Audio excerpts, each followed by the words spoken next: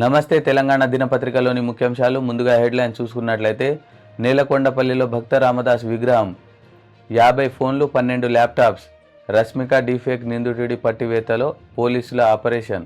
తెలంగాణ హక్కులకు మనమే రక్ష, నాడైనా నేడైనా పోరాడాల్సింది బీఆర్ఎస్ఏ. మంత్రుల భాషను ప్రజలు గమనిస్తున్నారు. ఇంకా ప్రతిపక్షంలో ఉన్నట్టే కాంగ్రెస్ నేతల నోటి దురుసు. 6 గ్యారెంటీలు అమలు 100 రోజుల్లో. ఆ దిశగా కార్యాచరణ ఇప్పటికే మొదలైంది. గణతంత్ర దినోత్సవ ప్రసంగంలో గవర్నర్ తమిళసై నరమేధం ఆపేయండి, సోషల్ మీడియాలో హానికరం. హెచ్చరిల్లుతున్న నిరుద్యోగం, పంట కందని జలం, నెర్ర నిల్చిన పొలం. కాలేజీల కనాచి, దేశంలోనే 2వ స్థానంలో తెలంగాణ. ఉన్నత విద్యలో ఎస్సీ ఎస్టీ హవా. బీజేపీతో టచ్లో 10 మంది కాంగ్రెస్ ఎమ్మెల్యేలు. రాడార్తో మూసీకి మరణ శాసనమే. కబ్జా కాండ, సామాన్యుడిపై బండ.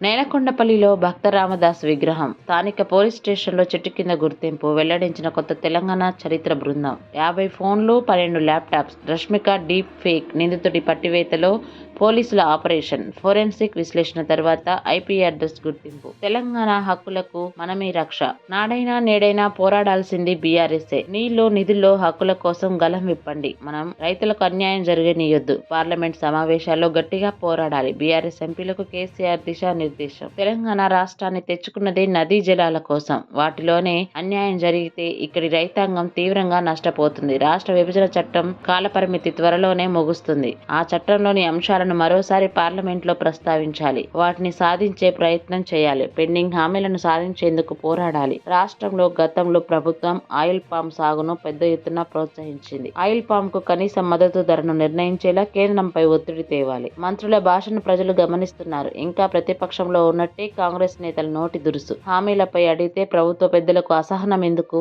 6 గ్యారెంటీల్లో 13 హామీలు కోడ్కు ముందే అమలు చేయాలి. చేయలేకపోతే హామీలను ఎగవేసినట్టే. మాజీ మంత్రి హరీష్. కాంగ్రెస్ కు ప్రజలే తగిన గుణపాఠం చెప్తారని హెచ్చరిక. 6 గ్యారెంటీల అమలు 100 రోజుల్లో. ఆ దిశగా కార్యాచరణ ఇప్పటికే మొదలైంది. రాష్ట్రంలోని అన్ని వర్గాలకు సమన్యాయం. టీఎస్పీఎస్సీ ద్వారా త్వరలోనే ఉద్యోగాల భర్తీ. గణతంత్ర దినోత్సవ ప్రసంగంలో గవర్నర్ తమిళసై నరమేధం ఆపేయండి, మానవతా సాయానికి అవకాశం ఇవ్వాలి, చేపట్టిన చర్యలపై నెలలో వివరణ ఇవ్వాలి. ఇజ్రాయెల్ కు అంతర్జాతీయ కోర్టు ఆదేశాలు, మేము పట్టించుకోం. ఇజ్రాయెల్. సోషల్ మీడియా హానికరం, పొగాకు గన్ కల్చరర్ల ప్రమాదకరం. ప్రకటించిన న్యూయార్క్ నగరం. సామాజిక మాధ్యమాల వాడకంపై మార్గదర్శకాలు. కాలేజీల కానాచి, దేశంలోనే 2వ స్థానంలో తెలంగాణ. ప్రతి 10 లక్షల జనాభాకు 52 కాలేజీలు. దేశంలో ఎక్కువ కళాశాలలున్న జిల్లాల్లో హైదరాబాద్ కు 3, రంగారెడ్డికి 6వ ర్యాంక్. మోదీ స్వరాష్ట్రం గుజరాత్లో ప్రతి 10 లక్షల మందికి 29 కాలేజీలే. యూపీలో 30 మాత్రమే. కేంద్ర విద్యాశాఖ తాజా నివేదికలో వెల్లడి. ఉన్నత విద్యలో ఎస్సీ ఎస్టీల హావా 34% 2017-18లో, 40% 2021-22లో. రాష్ట్రంలో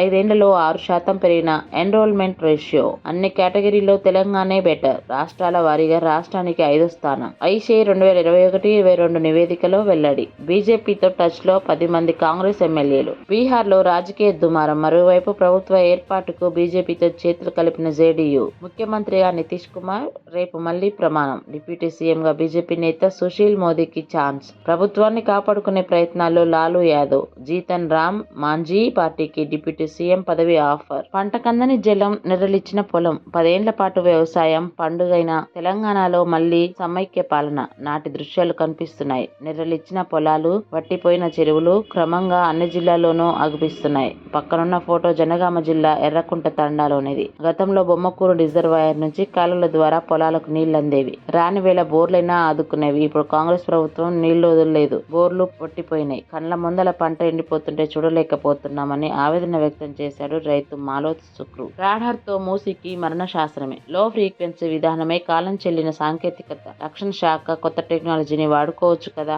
ప్రజలు చైతన్యం కావాలి. భవిష్యత్తును కాపాడుకోవాలి. పర్యావరణవేత్త professor doctor K Purushottam Reddy. Low frequency radar ను వికారాబాద్ అడవుల్లోనే ఎందుకు పెట్టాలి? ఇదేమన్నా వ్యూహాత్మక ప్రాంతమా? భారతదేశంలో దీనికి అనువైన ప్రాంతాలేమీ లేవా? జనావాసాలు లేని ద్వీపాల దేశంలో అనేక ఉన్నాయి. అక్కడ పెట్టుకోవచ్చు కదా. హైదరాబాద్ సమీప అడవుల్లో అందున మూసీ నది దగ్గరే ఎందుకు పెట్టాలి? ప్రకృతిని ధ్వంసం చేయడం మంచిది కాదు. ఇది పబ్లిక్ ఇష్యూ. మూసీని కూడా కాపాడుకోకుంటే ఇక ప్రభుత్వం ఉన్నది దేనికోసం? కబ్జా కాండ సామాన్యుడిపై బండ. 20 ఏళ్ల కిందటి జీపీ పర్మిషన్ తో ప్రభుత్వ భూమికి ఎసరు. 100 గజాలను 20 లక్షల చొప్పున అమ్ముతున్న అక్రమార్కులు. తక్కువ ధరకు వస్తున్నాయంటూ కొనుగోలు చేస్తున్న ప్రజలు. స్థానికుల ఫిర్యాదుతో కబ్జాల పర్వం వెలుగులోకి. విచారణ జరిపి ఆక్రమణలు నిజమేనని నిర్ధారించిన తహసీల్దార్. కూల్చివేతలకు బలగాలతో రక్షణ ఇవ్వాలంటూ పోలీసులకు లేఖ.